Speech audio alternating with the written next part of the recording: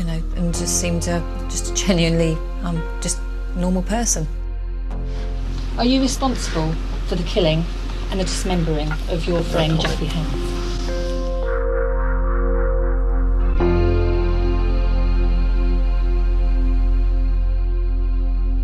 Marshall and Bush were in custody, but at this stage, police hadn't been able to identify whether Jeffrey Howe was their victim or not.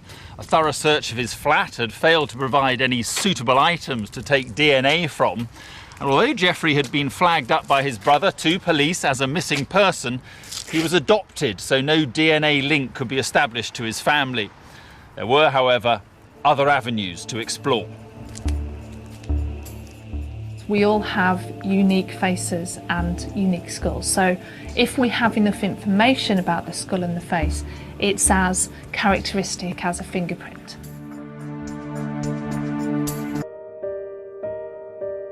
Two people are still in police custody this evening in connection with the so-called Jigsaw murder. The 37-year-old man and a woman aged 20 were arrested yesterday.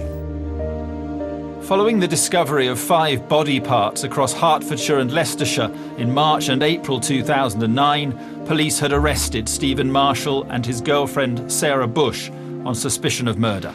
Are you surprised that he's been murdered? No comment. What can you tell me in relation to his murder? No comment. Do you feel upset by his death? No comment. From the point of their arrest, Marshall made no comment to any questions put to him, so he didn't give us anything to work with. Bush gave an explanation that was quite clearly a web of lies. He seemed really lost. In what respect? Just didn't know what to do with himself. Just said, have you got that money for the rent? But neither admitted any involvement in the actual crimes. They were distancing themselves from the crime. The police still hadn't been able to identify a victim from the body parts, but they strongly suspected it was Jeffrey Howe, Marshall and Bush's landlord. He had been adopted as a child, so familial DNA links couldn't be established. In Dundee, forensic anthropologists were trying to help police confirm the victim's identity. In this particular case, we looked at craniofacial superimposition, which means that you superimpose the skull with an ante-mortem image, a living image of the individual who's thought to be the victim. So what we do is we try and match up the shape and proportions of the skull with the shape and proportions of the face to see if there are similarities or differences. Using a photo of Jeffrey Howe and a CT scan of the skull recovered in Leicestershire, Caroline Wilkinson was able to manipulate the 2 images to try to establish a match. First of all, if we look at the outline of the skull in relation to the outline of the face, you can see that the shape of the upper head, the curve of the head, matches up very well between the skull and the face. We can see the position of the orbits match up perfectly. If we look at the nasal aperture, which is the hole where the nose sits, you can see that the width and length of that matches up to the soft nose.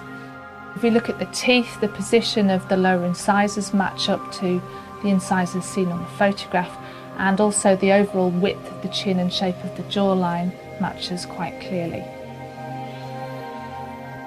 The work in Dundee strongly suggested the skull belonged to Jeffrey, and once an odontologist matched the teeth with dental records, Jeffrey Howe was publicly identified as the victim on April the 23rd. The following day, Stephen Marshall and Sarah Bush were charged with murder and remanded in custody pending a trial date. But the investigation team's work did not stop there. It was now down to other forensic experts to come up with evidence that would prove crucial when the case came to court. At the Forensic Science Service, Ray Palmer was analysing evidence to try and prove that Marshall was present at the time the murder and dismemberment took place. He wanted to focus primarily on the tape used to bind the plastic around the body parts. This photograph here shows the duct tape which had been used to wrap the body parts inside a blue rubble sack. So our first priority was actually to remove the taping from the rubble sack in a manner which would allow us to recover and preserve any evidence which was on the adhesive side of the tape. In this particular instance, this kind of tape was used, which obviously, because it's been rolled up, is fibre-free. Because the tape's obviously been opened at the time to wrap the body parts inside the rubble bags, this means that the adhesive's exposed to the environment in which it's opened. And in this case, fibres from Stephen Marshall's environment have actually got onto the tapes at the time he's wrapped the items. And what he's actually done is he's sealed the evidence in himself. The various samples were removed and mounted on acetate films similar to this one to preserve the evidence. The fibres were so tiny they were highlighted by red circles so the experts could examine them more easily. Now, many people think of fibre evidence, they think of it in terms of threads, and what we're actually talking about here is the individual components of threads. We're talking about sub-millimetre sized particles which are very often much thinner than human hair. Ray found fibre collectives that he believed came from a blue object with a peach skin texture. Forensic officers at the murder scene looked for an item that fitted that description. We could link fibres from the tape used to wrap up the body parts to inflatable airbeds that we know that Bush and Marshall had bought after Jeff's death. Because after the death, they got rid of the bed because the bed, we believe, was quite heavily blood-stained, bought some inflatable airbeds, and fibres from those airbeds are identical to the fibres that we've recovered off the tape that wrap up the body parts. This is a photograph of one of the mattresses in question. And you can see it's very much a typical sort of thing you buy at a camping store. And it has a plastic inflatable sheath on which flock has been applied to the top surface. We removed fibres from the surface and placed them on a microscope slide. There are a number of comparative features we can look at, one of which is the actual cross-sectional shape of the fibre itself. Some fibres are irregularly shaped, some are very round, some are oval.